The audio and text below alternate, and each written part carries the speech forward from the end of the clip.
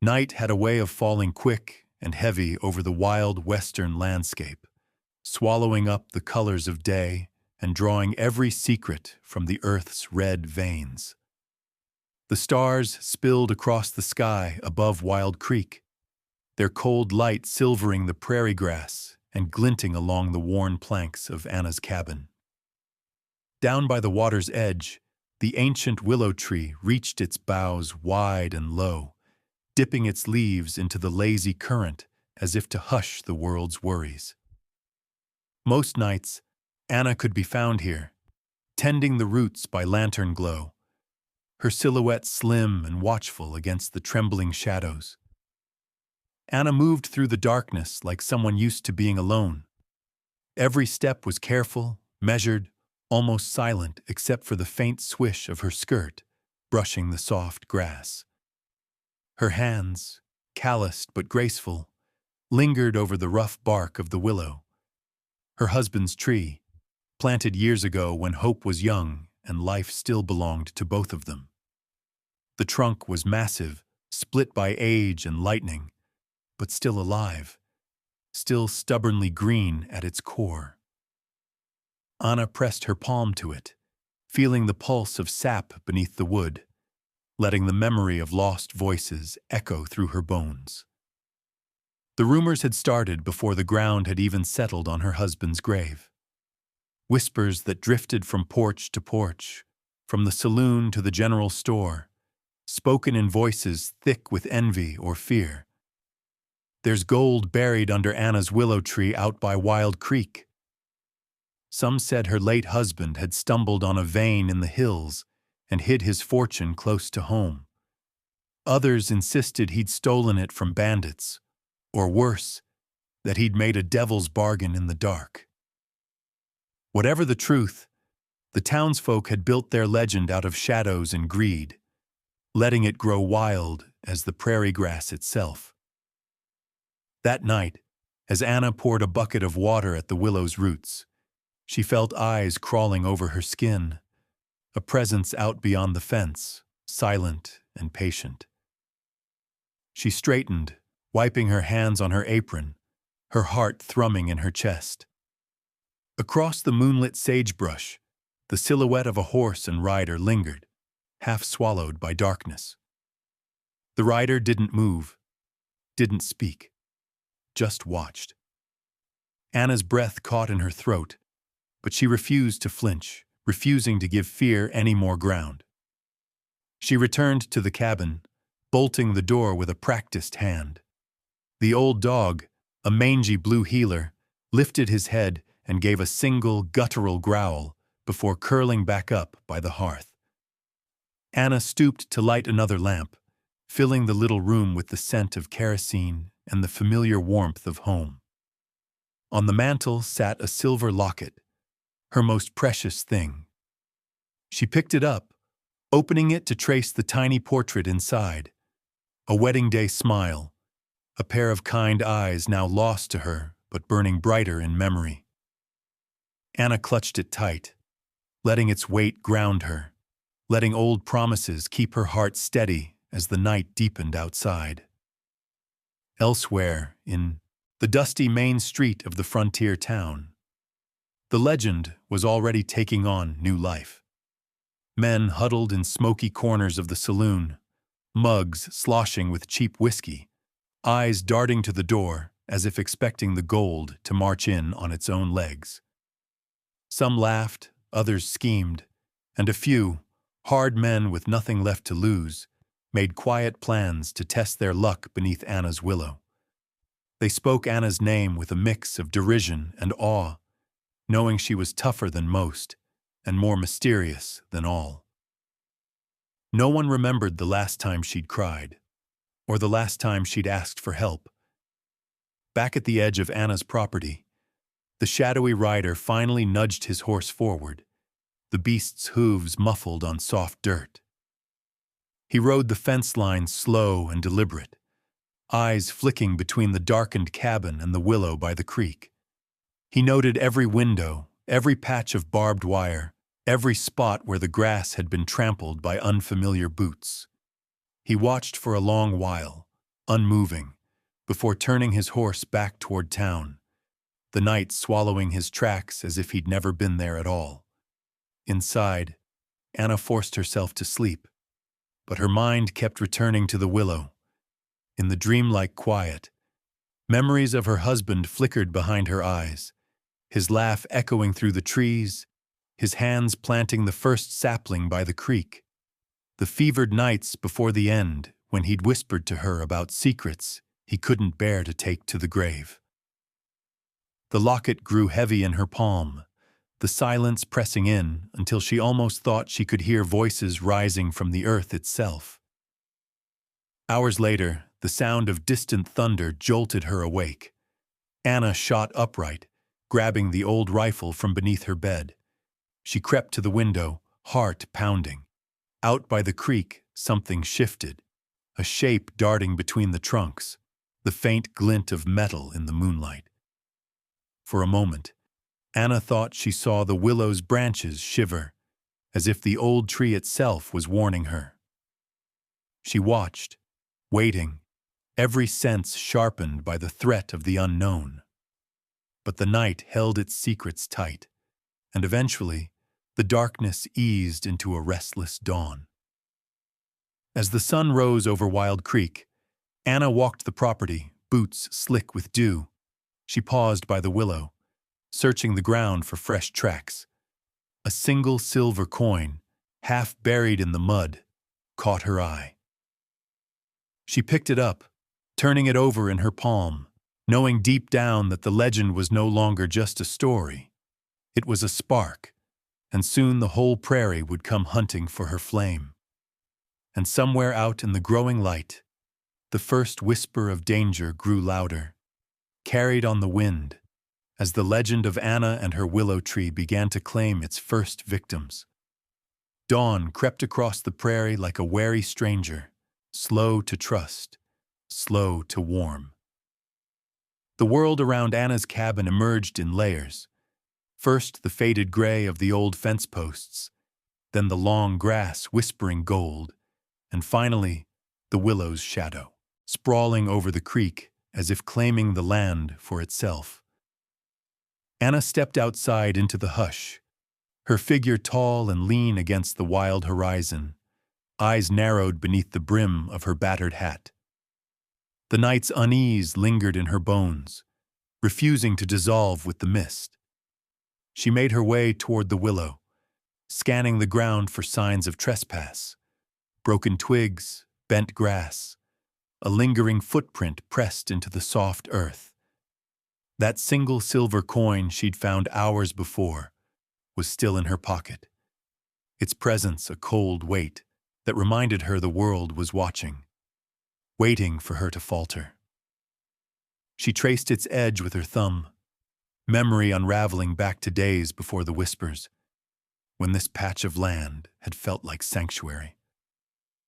Anna's husband, William, had been the heartbeat of the ranch.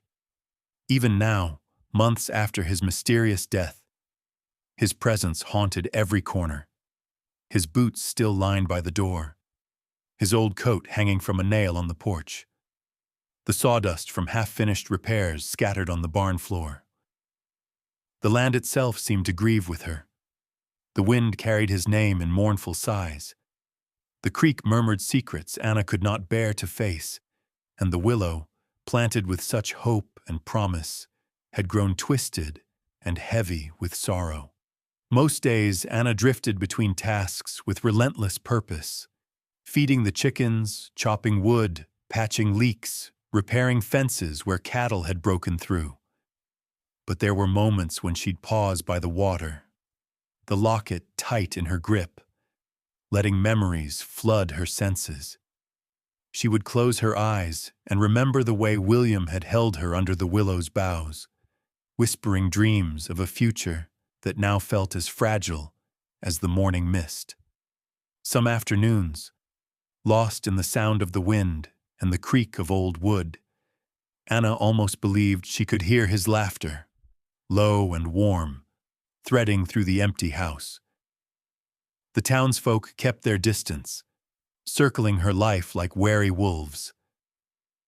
Some came out of curiosity, strangers who lingered by the fence line, their faces half hidden by hats, eyes sharp and hungry.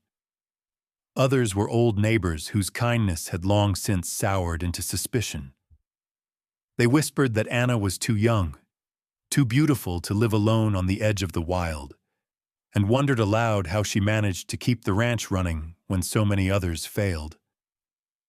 Gossip grew like weeds, choking out any memory of the love Anna and William had built together. The abandoned ranch next door loomed as a constant reminder of what she'd lost. Once full of life and laughter, it now sat empty, the porch sagging, shutters banging loose in the wind. Anna tried to avoid looking that way, but some days she caught herself staring, haunted by the ghosts of what could have been. She remembered how William had spoken of expanding, of planting an orchard, of building a future that would outlast them both. Now all that remained were empty rooms and dreams turning to dust. Anna's solitude made her both legend and target.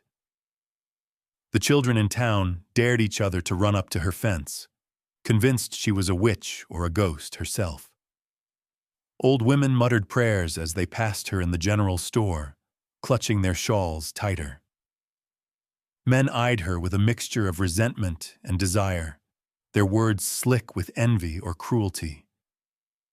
Still, Anna held her head high, refusing to give them the satisfaction of seeing her break. But when the sun dipped behind the hills and the shadows stretched long and lean, Anna's bravado sometimes slipped. In those quiet hours, she'd stand at her bedroom window, watching the willow sway in the evening breeze, feeling the weight of a world that expected her to fold or flee. She knew better than anyone that hope was a fragile thing, easily crushed by rumor or fear. But she also knew that she carried a strength inside her, one forged in grief and loss, as unyielding as the roots of the willow she tended. On restless nights, Anna would wander the property, the shotgun slung across her back, boots whispering through dew-wet grass. The stars watched her, silent and cold, as if waiting to see if she'd rise or fall. Sometimes she'd talk to William, voice low and fierce, telling him about the day's hardships or the latest bit of gossip from town. In those moments, she didn't feel quite so alone. Her words spinning out across the prairie, carried on the wind to wherever his spirit lingered. Inside the cabin, the small comforts of home held her together. The patchwork quilt on the bed, the braided rug by the hearth, the scent of coffee simmering on the stove. Each night, Anna would light a lantern and sit by the fire, thumbing through her husband's old ledger, searching for clues or patterns that might make sense of the chaos he'd left behind. She tried to ignore the rising tide of unease, the sense that danger crept closer with every passing day. Still, Anna endured. She planted her feet in the soil of her grief, letting her sorrow grow into something fierce and wild. She would not let the whispers drive her from the land she loved, would not let fear turn her heart to stone. The prairie was full of ghosts, but Anna had learned to live with them, drawing strength from their presence and letting their memories guide her through the darkness. Yet, as the days stretched toward another uncertain dusk, Anna could not help but sense that the story was changing. Something restless stirred on the edge of her world, and the legend of the willow tree was beginning to take on a life of its own. Anna's fight, she realized, was just beginning.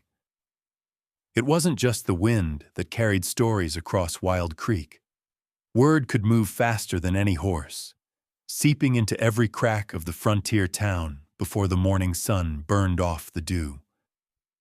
By the time Anna finished her morning chores, the rumor about gold beneath her willow had become the only currency worth trading in the saloon.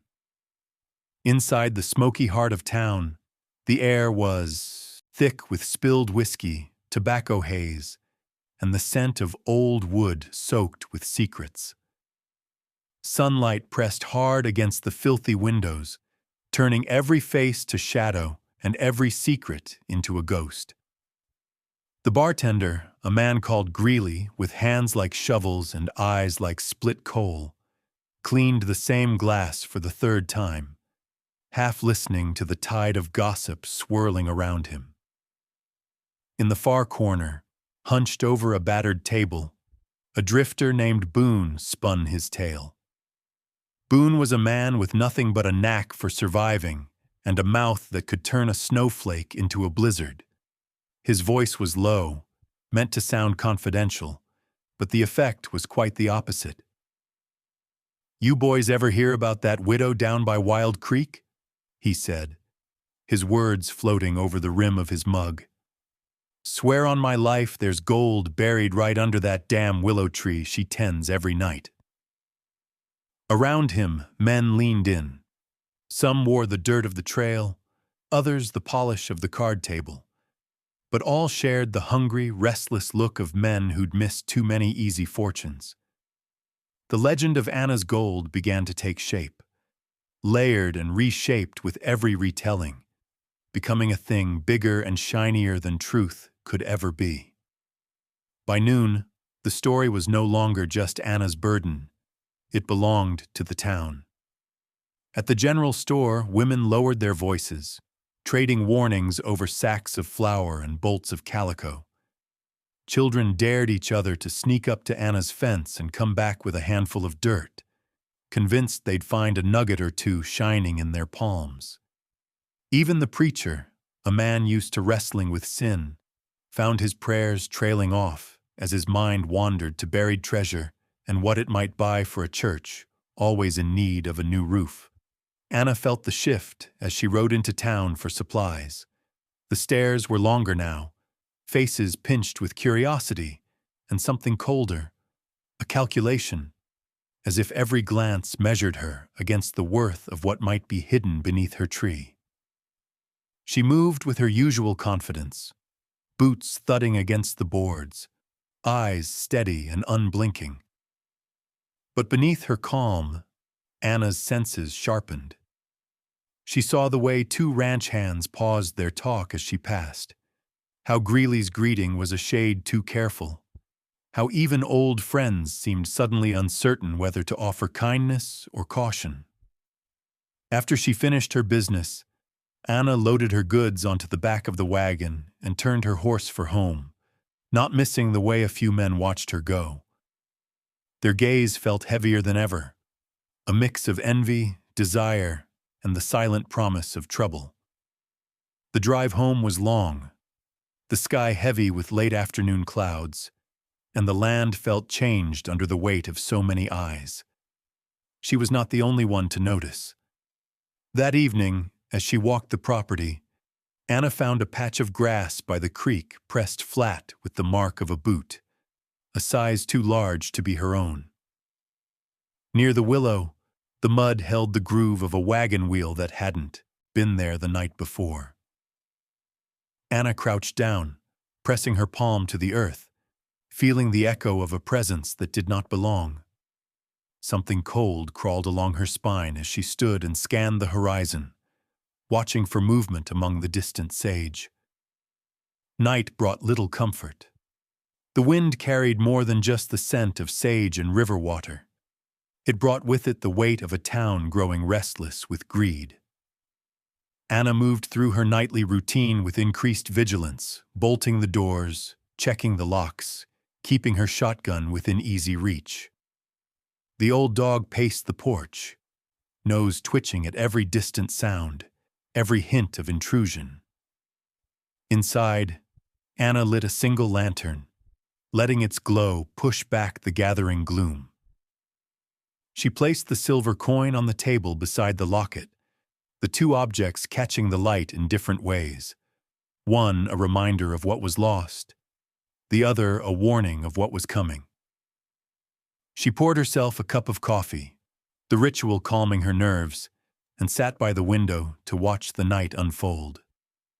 Out in the brush, another presence lingered. She could feel it more than see it, a heaviness pressing in at the edges of her vision. There was a tension in the air, as if the prairie itself was holding its breath, waiting for something to break. Anna wondered how long it would take before curiosity turned to trespass, before some fool convinced himself that a widow's sorrow was no match for gold fever. By midnight, the saloon's noise had spilled out into the street. A few men staggered past the windows, their voices raised in drunken challenge, their laughter sharp as knives. Anna blew out the lantern and moved through the house in silence, every board creaking a warning, every shadow a possible threat. She slept with one ear open, one hand on the rifle beneath her bed. At dawn, she woke to find the willow shrouded in mist, its long branches dripping with the promise of secrets. Anna walked the yard, eyes searching for more footprints, for any sign that the night had delivered trouble to her door. All she found was a single black feather, caught in the grass at the base of the tree. A sign, perhaps, that the world was shifting, that the old protections were wearing thin. The legend of the willow tree was no longer just a story whispered in the dark. It had become a storm gathering on the horizon, and Anna braced herself for what would come next, knowing that once greed took root, it rarely let go. Dusk descended with a heavy hand, painting Anna's land in bruised shades of violet and charcoal. The air was thick and restless, the usual symphony of crickets and tree frogs muted by a sense of something waiting, something watching. Anna felt it in her bones as she circled the cabin, checking the traps she'd set along the fence line and near the willow's roots. Each step was purposeful, each glance over her shoulder born of equal parts vigilance and exhaustion. It had been days since she'd slept soundly, and in that time, the rumors had grown wilder, and the faces at the edge of her world had multiplied. Anna's land, once an oasis of solitude, had become a beacon for the desperate and the greedy. Some men rode by at sunset, their eyes lingering too long. Others made campfires beyond the creek, their laughter carrying through the darkness, sometimes morphing into shouts and curses when the whiskey ran out. Still, Anna held her ground. She moved through her routines with the patience of someone who'd learned long ago that fear must be acknowledged, but never surrendered to. That night, a storm rolled in from the west, dragging black clouds over the prairie, rumbling low as if warning the town to keep its distance. Anna gathered her animals into the barn, her movements brisk and silent. She checked the locks on the doors, securing windows with boards, and lit a single lantern to push back the gloom. The wind clawed at the walls, rattling the shutters and scattering dust along the sills. Anna took up her place by the window, the old shotgun balanced across her knees, the locket cool and comforting in her palm. The first drops of rain began to fall as darkness thickened. Thunder rolled. Anna's eyes never left the shadowed stretch between the willow and the creek. The world narrowed to the faint silver of moonlight slicing through the storm clouds, the swaying branches of the tree, and the half-heard noises that set her nerves on edge. It was then that she saw movement, a figure stumbling through the grass, lurching like a man only half in control of his own limbs. He was young, maybe barely out of his teens, though the darkness and drink aged him in strange ways. His hat was crooked, his boots caked in mud, and his clothes hung loose on his frame, as if borrowed for the night's foolish mission.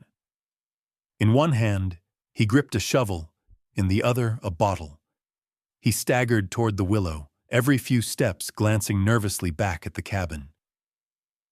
Anna recognized the look.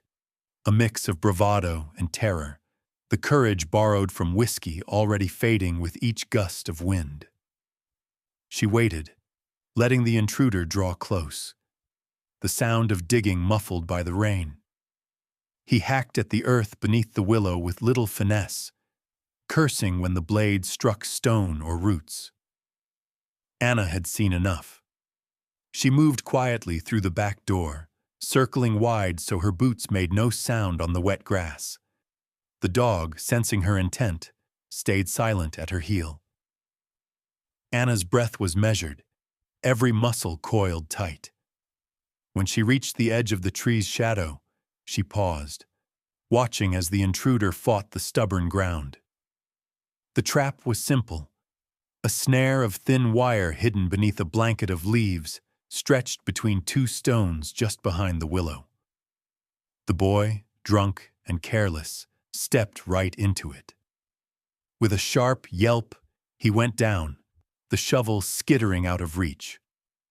Anna stepped forward, shotgun leveled, her voice cold and steady despite the storm's howl. But before she could speak, the boy twisted free of the snare, scrambling to his feet. His panic flared, turning clumsy anger into wild flight. He left the shovel behind, tearing through the mud toward the fence line, slipping twice before vanishing into the dark, his curses lost beneath the thunder's roar. Anna lowered her weapon but did not chase. She stood silent, letting the rain wash over her face, heart thundering in time with the storm. When she returned to the cabin, Anna found herself shaking, not from fear, but from something older, a kind of sorrow she'd hoped to bury as deep as any rumored gold. She sat at the kitchen table, staring at the muddy footprints tracked across her floor, the shovel abandoned outside like a threat or a promise. The dog came and lay at her feet, nose pressed to her boots, as if to remind her she wasn't completely alone. By morning, the story had already grown in the retelling. The boy stumbled into the saloon, bloodied and wide-eyed, his tail thick with terror. He spoke of the ground coming alive beneath him, of traps and witchcraft and a widow's curse. The other men laughed, but not easily. The legend of Anna and her willow took on new teeth.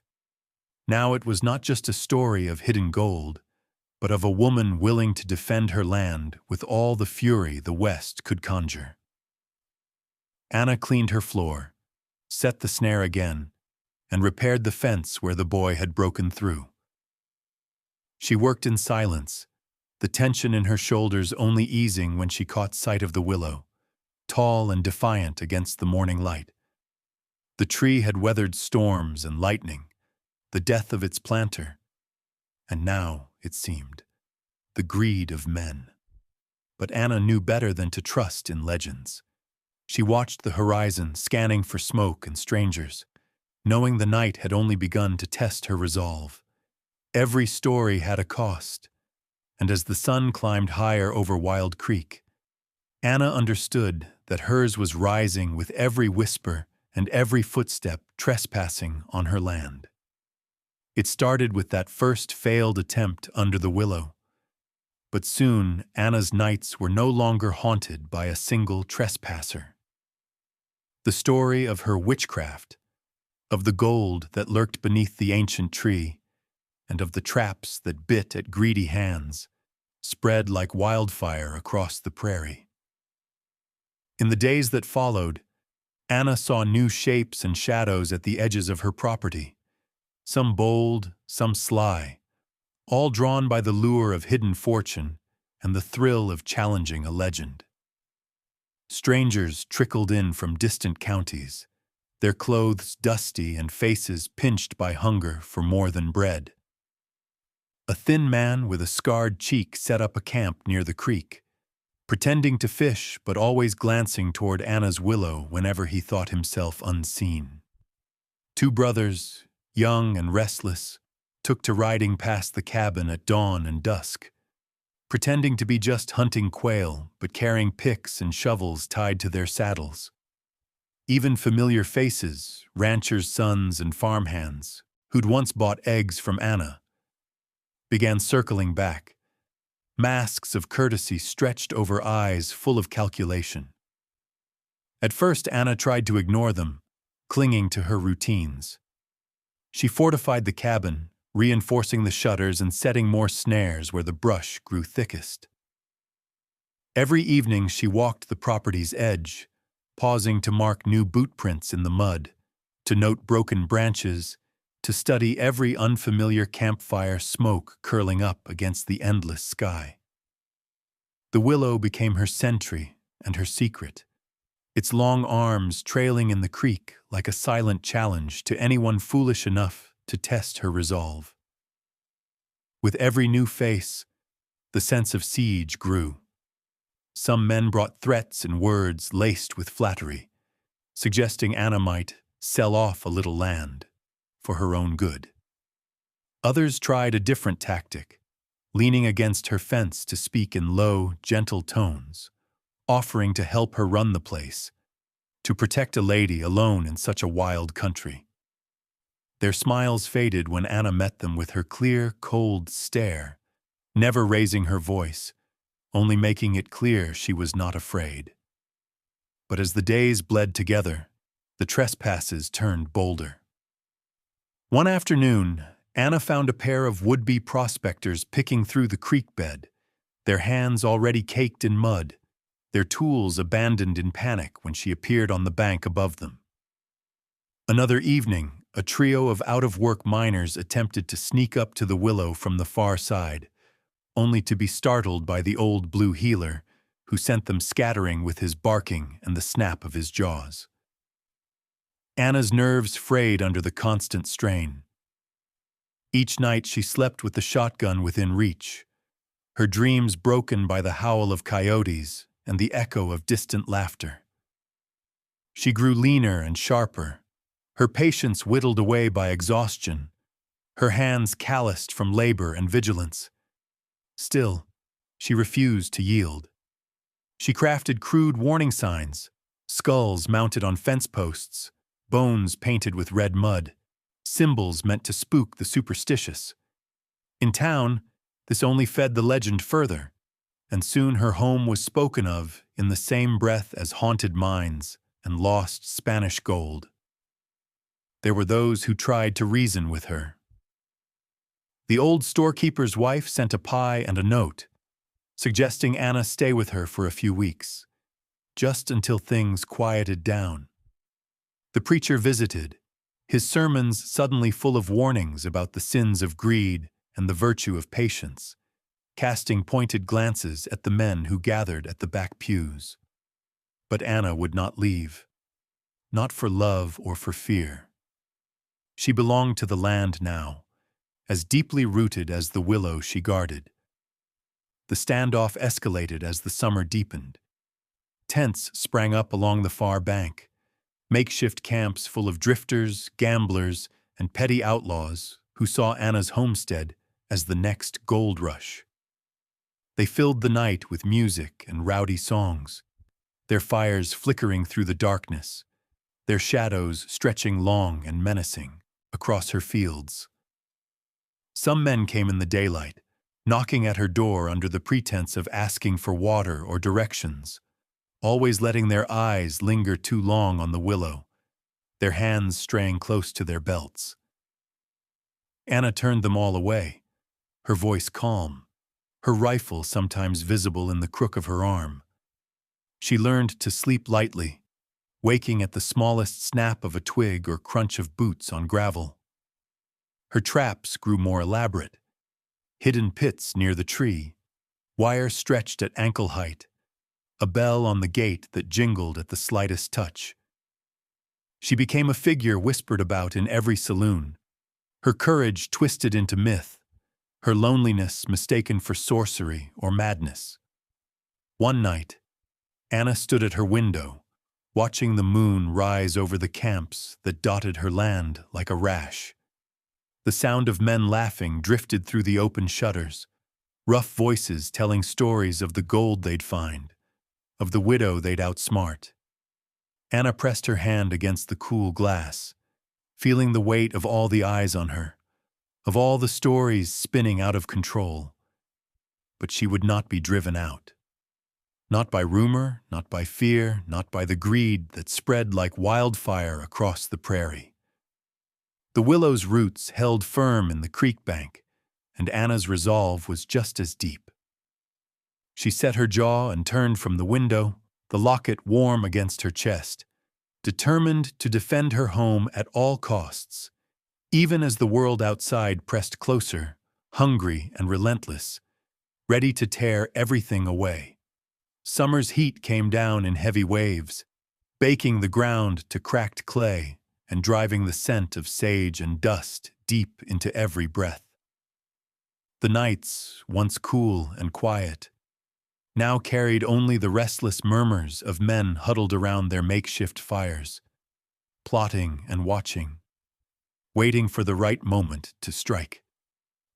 Anna moved through it all with her jaw set and her gaze unwavering, the weight of her late husband's locket always pressing against her skin, the echo of his voice whispering to stand firm.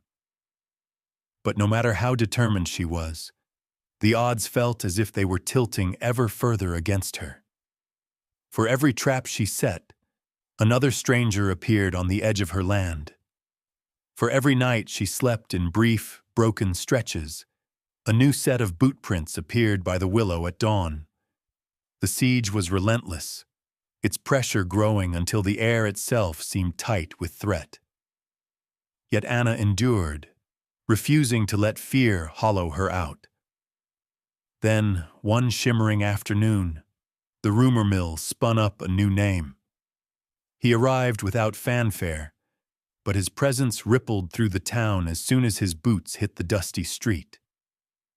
They called him Archer, a tall, rangy man with a battered black hat pulled low over ice-blue eyes, the lean sharpness of Texas carved into every line of his sun-baked face. He rode a gray horse that looked just as mean and unyielding as he did, the two of them moving as one, quiet and predatory. Archer didn't waste words or gestures. He stabled his horse, took a room at the saloon's back, and sat quietly at the far end of the bar, listening more than speaking. The regulars eyed him with suspicion and grudging respect. He looked like the kind of man who made his living tracking bad luck and never blinking at danger. When someone finally asked, he said he'd been hired by a wealthy rancher out east to keep the peace in Wild Creek. But everyone with a head for trouble could sense he was after something more. That evening, Anna returned from mending a fence to find Archer waiting at her gate. He tipped his hat, his expression unreadable, a hint of a wry smile twitching at the corners of his mouth. Anna's instincts prickled.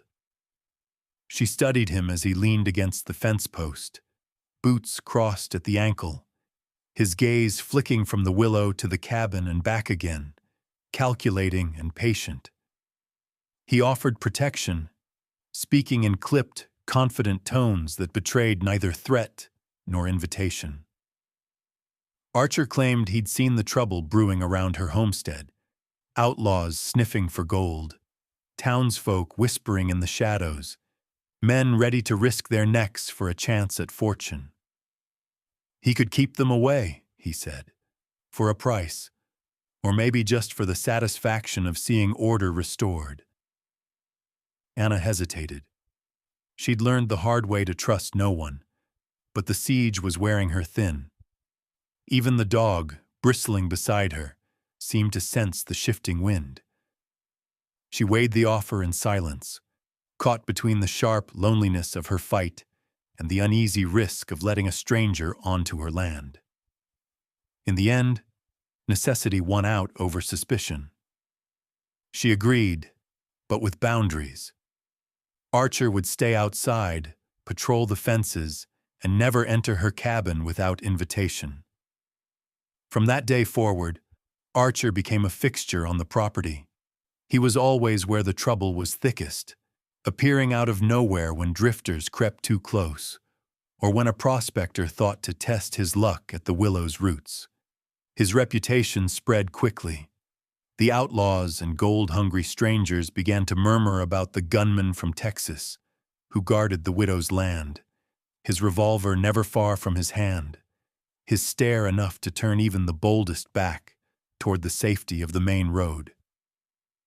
Still, the tension didn't ease.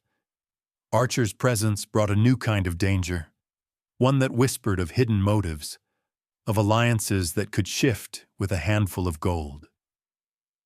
He spent his evenings patrolling the boundaries, his silhouette moving against the fiery sunsets, sometimes pausing by the willow as if listening for secrets hidden in its branches.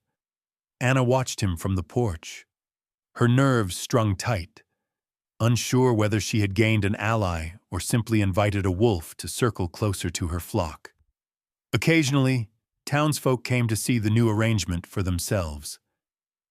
Some tried to befriend Archer, hoping to pry loose his intentions with drinks and tall tales.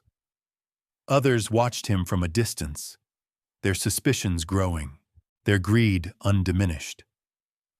Anna kept her guard up, letting no one step beyond her thresholds, neither friend nor foe. The land became a chessboard, every move calculated, every piece hiding more than it showed. Archer proved useful, at least in the short run. Several nights, Anna awoke to the crack of gunfire or the crash of running feet as would-be thieves met the business end of his warning shots. Archer's voice was a low growl in the darkness, his aim steady, his resolve cold as the steel he carried at his hip. Each morning, Anna found fewer bootprints in the dirt, fewer fires beyond her fences. The legend of the willow tree thickened, now stitched through with the presence of a Texas bounty hunter whose past was as shadowed as Anna's future. Yet trust, once broken, is hard to mend. Anna watched Archer's every move, always wary of the way he eyed the willow, the lingering moments he spent at the base of the old tree, as if trying to see through to whatever treasure might lie beneath. She felt her solitude cracking, not with relief, but with the anxiety that comes from inviting another's ambition too near her own. One evening, Archer lingered by the creek as dusk deepened, his figure almost blending into the shadows. Anna stood on the porch, rifle in hand, eyes locked on the horizon. Somewhere out in the gathering dark, the greedy camps still burned, and the wind carried the low rumble of men's laughter, hungry and hopeful. But now, in the uneasy calm before the storm, Anna sensed the true test was yet to come. The bounty hunter had changed the game, but whether he would tip the scales toward safety or ruin was a question only the coming nights would answer. Night fell with a vengeance over Wild Creek, shrouding Anna's land in a darkness thick as velvet, every sound amplified and every shadow drawn out long and strange. For days now, the tension had been tightening, an invisible wire stretched across her homestead. Archer's presence had kept the worst at bay, but it also stoked new fires among the desperate men camped along the creek. Whispers of the gold, of the widow's strange luck and the bounty hunter's steady aim had drawn in a fresh tide of outlaws and opportunists, their greed barely contained by fear. Anna could feel it brewing, a storm far worse than anything the sky might unleash. That evening, as the last streaks of sunlight faded, she and Archer walked the land together, barely speaking. They moved with practiced caution, their boots nearly silent on the dust. Anna carried her shotgun, Archer his revolver, both of them tense, eyes sharp as a hawk's. Lanterns flickered among the brush in the distance, signaling the gathering of men whose patience had run dry. The willow loomed at the heart of it all, its branches stirring restlessly in the breeze. Anna knelt by its roots, checking the traps she'd set. Thin wires strung low, snares tucked among the thick grass, pits disguised beneath loose earth.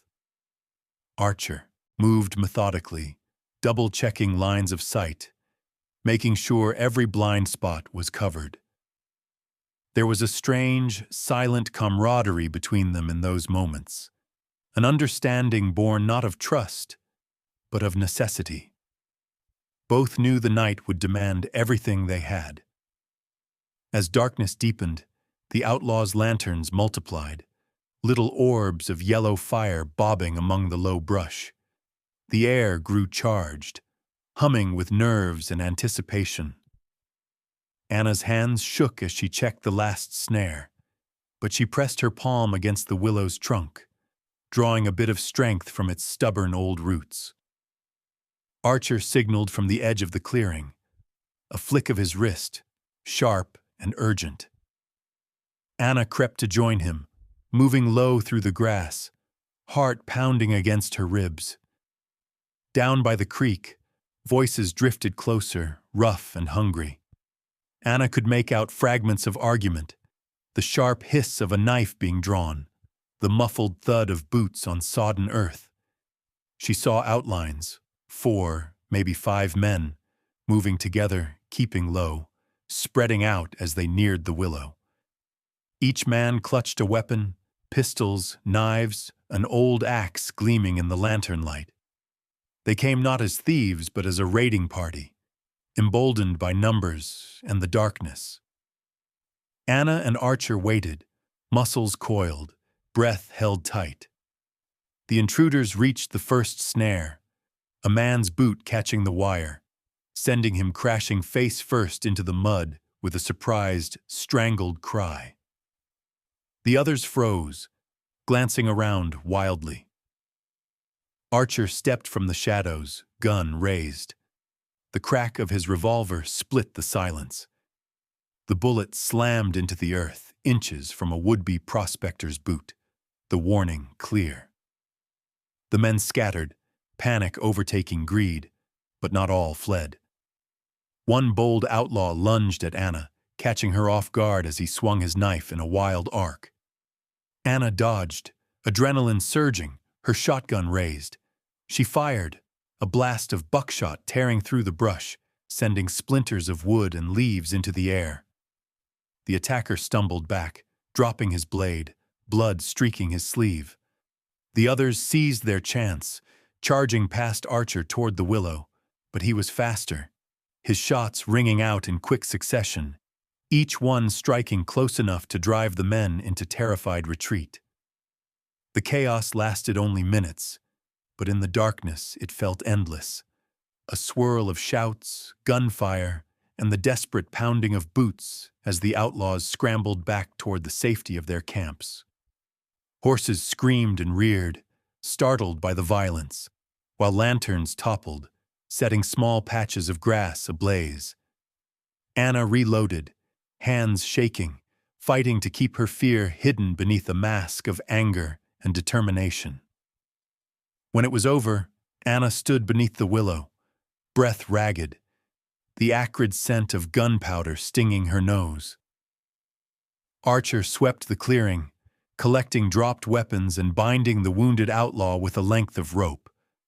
Blood soaked into the willow's roots, dark and glistening in the moonlight, as if the land itself was feeding on the violence that had come for it. The dog paced at Anna's side, hackles raised, his eyes wild. Across the creek, the other outlaws regrouped, their voices raised in panic and fury. They called out threats, curses, promises of revenge. Archer ignored them, dragging the wounded man toward the fence, tossing him over the boundary as a warning. Anna watched in grim silence, her chest tight with exhaustion and a hollow sense of victory. The legend of her home would only grow now, no longer just about gold or a stubborn widow, but about a place that could not be taken, not without cost. As the fires along the creek died out, Anna and Archer stood together beneath the battered willow. The battle had been won, but at a price. A stain of blood on the land. A new layer of fear pressed into the soil. Anna knew the night was only the beginning. Tomorrow would bring more men, more threats, more violence. But for now, beneath the bruised sky and the ancient whispering branches, she let herself believe that just for a moment, she had held the darkness at bay. The battle by the creek changed everything. For a single day, there was a hush over Anna's land. No strangers lingered near her fences. No fires crackled in the dusk. The willow's battered branches drooped, heavy with the scent of blood and gunpowder, and Anna worked in near silence, tending to her wounds and checking on the battered dog. Archer prowled the property, always watchful, his gaze colder and more distant than before. But beneath that uneasy calm, something in the air had shifted. Anna felt it in the way Archer avoided her eyes, the way his boots pressed deeper into the earth as he walked the boundary lines. She watched him, her guard never fully down. The willow, once a symbol of sanctuary, now stood at the center of a storm too big to see coming. That afternoon, Anna found Archer at the edge of the creek, crouched low with his hand pressed to the trunk of the willow. He stood as she approached, his movements slow, like a man weighed down by decision. The two exchanged only brief, brittle words before Archer turned away, disappearing into the tall grass. Anna followed his tracks back to the cabin, a gnawing sense of unease twisting inside her. The camps along the far bank had thinned, but Anna knew the worst was yet to come. Those who had fled would not forget the sting of gunfire or the humiliation of being run off by a widow and a hired gun. She set more traps and checked her rifle, but the land felt emptier than before, the quiet no longer a comfort but a warning. That night, clouds moved in thick and fast, erasing the moon and plunging the homestead into a darkness so deep it felt ancient. Anna could not sleep. She sat by the window, watching shadows gather, the dog curled at her feet. Every small sound, an owl's cry, the brush of wind, set her nerves on edge. She drifted between wakefulness and a fitful doze until, at last, the unmistakable crunch of boots on gravel snapped her fully awake. She moved quickly and silently, rifle in hand. Archer stood at the door, his silhouette tall and unmoving in the lamplight. Without a word, he stepped inside, closing the door behind him. His eyes were hard, his mouth a flat, unreadable line. Anna tensed, every muscle ready for whatever came next. He leveled his revolver at her, his voice low and calm, as if discussing the weather. He demanded the gold, his words clipped and final, as though there could be no argument, no pleading, no memory of the fight they'd shared. Anna stared back, unflinching, refusing to grant him the fear he seemed to expect. With practiced efficiency, Archer bound her wrists and marched her out into the night, forcing her through the grass toward the willow. The air was thick with threat. The only light was the dull gleam of Archer's lantern and the glint of steel in his hand. He tied her to the tree's trunk, the bark rough against her skin, the ground cold beneath her boots. Anna's heart hammered, not just with terror, but with fury. She had trusted no one, let no one into her inner circle, and still, betrayal had found her at her most vulnerable. The night stretched on, the willow's branches swaying overhead. Archer paced nearby, revolver in hand, watching for any sign of movement from the distant camps. He called out, loud enough for any lurking outlaws to hear, offering Anna's life in exchange for help digging up the gold. In that moment, Anna realized his plan. He meant to use her as bait, to pit the last of the outlaws against each other, then seize the prize for himself when all the dust had settled. Anna's mind raced. She flexed her wrists, testing the strength of the knots, searching for any give. The locket at her throat pressed painfully into her collarbone, a cold reminder of everything she had already lost. Her thoughts flickered to the memories of her husband, their whispered promises beneath this very tree, his hands covering hers, the warmth of his faith in her. She would not let it end this way. As the night deepened, another figure crept through the brush, a young ranch hand named Eli, who had once helped Anna repair a fence after a storm. Eli had watched the chaos unfold from the safety of the barn, his conscience gnawed by guilt and gratitude. Now, seeing Anna's peril, he crept closer, heart pounding, clutching a rusted hatchet. Archer's attention was focused outward, his gaze sweeping the darkness for approaching outlaws. He did not see Eli slip through the shadows, nor did he hear the soft scrape of the blade against rope. Anna felt the tension in the cords around her wrists suddenly loosen. She met Eli's eyes in the darkness, silent thanks passing between them. But danger was closing in. In the distance, lanterns flickered and rough voices echoed across the creek. The last of the would-be prospectors, emboldened by Archer's promise and the smell of gold, surged forward, guns drawn. Archer barked threats at them, gun raised, but the men, wild with greed and desperation, no longer feared him. Anna, freed by Eli's quick hands, scrambled for her rifle, feeling the old fire ignite inside her. As the gunfire erupted and the willow's roots were trampled by boot and hoof, Anna took her stand. No longer the hunted, but the last line of defense for everything she loved. Chaos roared through the darkness as the final siege began. Shadows surged from the far bank, their lanterns swinging wild, their faces slick with sweat and greed. Anna barely had time to register Eli's help before the gunfire split the night. Muzzle flashes strobing the willow's hanging branches, shouts and curses crashing through the meadow like a stampede. It was no longer a secret hunt, but open war, every man driven by the same feverish desire to lay claim to what was hidden under Anna's tree. Anna pressed her shoulder to the willow's trunk, raising her rifle and firing into the air, a sharp warning that sent a few men ducking behind the brush. She saw Archer in the fray, moving with cold precision, barking orders to the mob one moment, turning his revolver on them the next. His plan, so carefully spun, now unraveled as the outlaws realized they had nothing left to lose. Betrayal hung in the air like a storm cloud, thick and electric.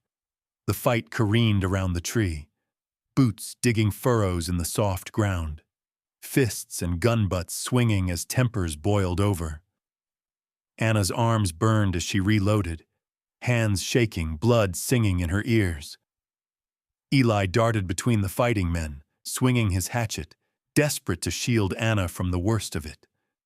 All around them, the willow's branches thrashed as if whipped by the violence beneath. Suddenly, a grizzled prospector with wild eyes lunged forward, shovel raised high. He struck the ground by the willow's roots, tearing into the earth with manic strength. Others joined him, driven by the sight of fresh dirt and the wild hope that the stories were true. The fighting shifted, greed winning out over caution as the outlaws threw themselves into digging, bellowing, clawing at the roots, shoveling handfuls of black soil in frantic desperation. Anna fired another warning shot, but the frenzy could not be stopped. Lanterns toppled, their flames licking at the grass, casting monstrous shadows across the scene. Archer fought to keep control, pistol cracking, but the mob was beyond reason. driven only by the promise of gold that had fueled every rumor since her husband's death. And then, with a cry, one of the men's shovels struck something hard beneath the willow, a hollow thunk that silenced the chaos for a single, stretched heartbeat. The mob froze. Anna's heart slammed against her ribs as the prospector dropped to his knees, scraping away dirt with frantic hands. The others crowded in, their faces caught between hope and terror, as the shape of an old wooden chest emerged from the earth, battered and bound in rusted iron. For a moment, time held its breath. Archer, bloodied and breathing hard, shoved his way to the front, pistol aimed at anyone who dared to come too close. Anna, no longer bound, pushed past the others, her boots squelching in the churned-up mud. The chest sat at the willow's roots, half in shadow, streaked with old stains and new blood. "Open it!" someone shouted, voice cracking with anticipation. Anna met Archer's icy glare, her own gaze unflinching. With hands steady despite the chaos, she knelt and broke the lock, a simple, tired thing that crumbled under her grip.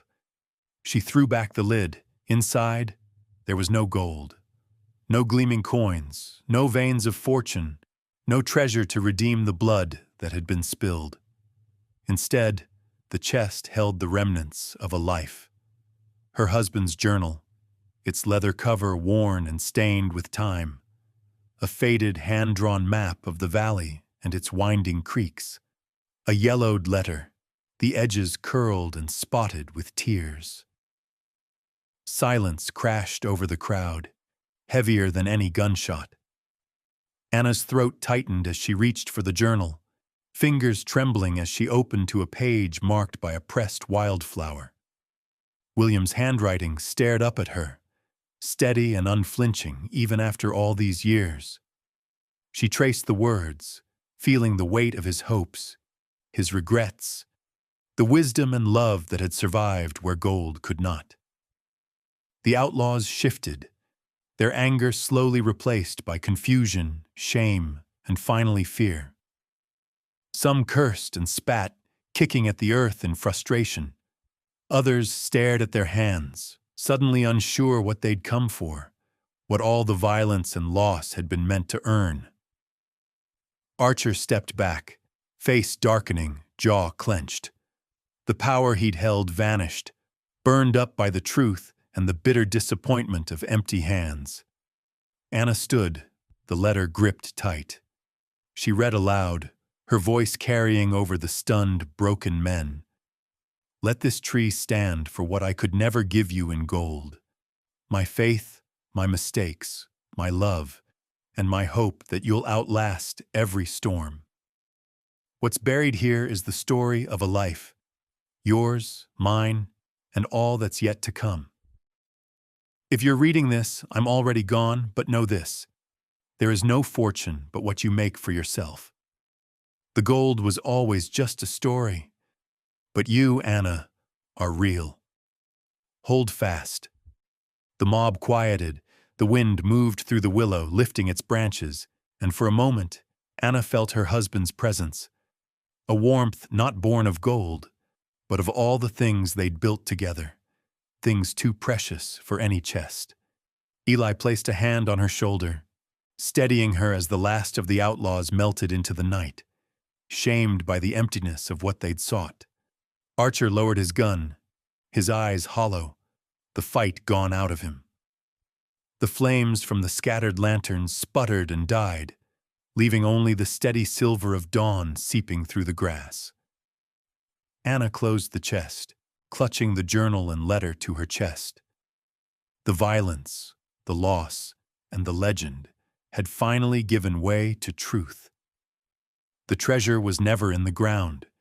It was in the courage to endure, the wisdom to forgive, and the will to begin again, even after the world had taken everything. Dawn stretched quietly over Wild Creek, painting the battered land with soft gold that owed nothing to legend, only to the patient turning of the earth. The night's violence was fading into memory now. A half-remembered fever dream of shouting men, flying fists and boots tearing furrows around the willow's roots. What remained was the hush after the storm. The wounded lying low, the greedy driven off, the soil churned but somehow peaceful again beneath the willow's gentle shade. Anna knelt by the tree, the old wooden chest beside her, its secrets finally laid bare. In her lap, William's journal and the letter trembled in her hands. She read his words over and over, letting their meaning settle deeper with each sunrise. Let this tree stand for what I could never give you in gold. My faith, my mistakes, my love. It was a promise that had survived every hardship, every betrayal, every storm. Anna let her tears fall for a moment, not just for William, but for all the years she'd carried their story alone. Eli, silent and steadfast, helped her cover the chest with fresh earth. Together, they smoothed the soil, their hands working side by side, as the sky blushed brighter. The outlaws had melted away with the dark, some slinking off in shame, others limping home with their wounds. Archer, the bounty hunter, lingered a moment longer at the edge of the property. His eyes were hollow, stripped of menace, his shoulders slumped beneath the weight of what he'd lost. Not gold, but purpose, respect, and the hope that had once fueled his search. Anna met Archer's gaze, her own calm and unwavering. He tipped his hat, no words left to offer, then turned and walked away into the dawn, swallowed up by the endless prairie. It was over. Anna watched until he disappeared, feeling not hatred, but a weary understanding. Every man carried his own ghosts, his own desperate hunger for redemption or escape. She would not let bitterness poison the ground her husband had loved. As the sun climbed, the town awoke to news that spread quickly. The gold under Anna's willow was nothing but a story. Some mocked, others sighed, but most simply let the legend slip away, replaced by new rumors and fresh distractions. In the days that followed, Anna's land was left in peace for the first time in what felt like years. The fields grew quiet, save for the birds and the rustle of grass. The willow, scarred but proud, stood as a sentinel, its leaves shimmering in the wind. With the threat gone, Anna threw herself into the hard work of rebuilding. She repaired the battered fence, patched the holes in the roof, and swept the last of the bloodstains from her porch. Eli came each day to lend a hand, never asking for thanks. The two worked in companionable silence, the trust between them built on the fires they had survived. Some days, other townsfolk came by, old friends who brought seeds or fresh bread, offering awkward apologies, hoping to make amends. Anna accepted their kindness with quiet grace, forgiving but never forgetting the long season of suspicion that had nearly destroyed her. Slowly, the ranch took on a new shape. Anna planted wildflowers around the willow, letting their colors spill into the creek and across the yard. She opened the doors of her home to children from town, who came wide-eyed and nervous, at first sure the widow was still half witch, half ghost. But Anna greeted them with lemonade and stories, her laughter rising above the breeze. The legend of gold faded, replaced by tales of her courage, her stubbornness, and the way she stood her ground when the world tried to take everything. The wounds from that final night faded, leaving only thin scars, a bullet hole patched in the porch post, a chunk missing from the willow's bark, a faint limp in Eli's step. Anna carried her own scars inside, but she wore them as proof of survival, not defeat. In the evenings, she would sit beneath the willow with the old dog resting his head in her lap, the chest tucked safely under the roots, her husband's words close to her heart. Time, at last, brought healing. The ranch prospered in small, honest ways. Calves grew fat, the garden flourished, and Anna's laughter, so long silent, became part of the daily music of the land.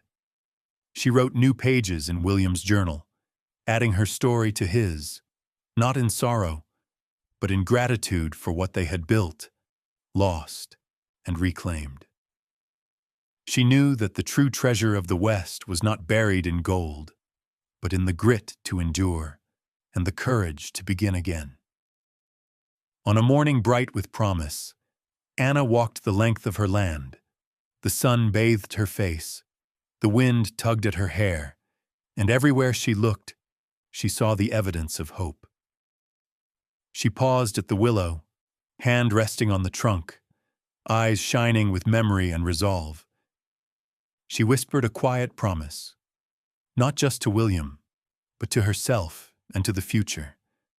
She would not just survive, but truly live, letting the lessons of pain and love guide her. So the legend of Anna and the willow tree lived on, not as a tale of gold or violence, but as a story of hard-won strength, redemption, and the fierce beauty of a woman who refused to be broken. The townsfolk, young and old, remembered her not for the treasure she guarded, but for the life she forged against all odds. And as the prairie wind moved through the willow, carrying the old stories into the wide, wild West, Anna's message endured. Sometimes the only riches worth having are the ones that cannot be taken: hope, love, and the courage to start anew.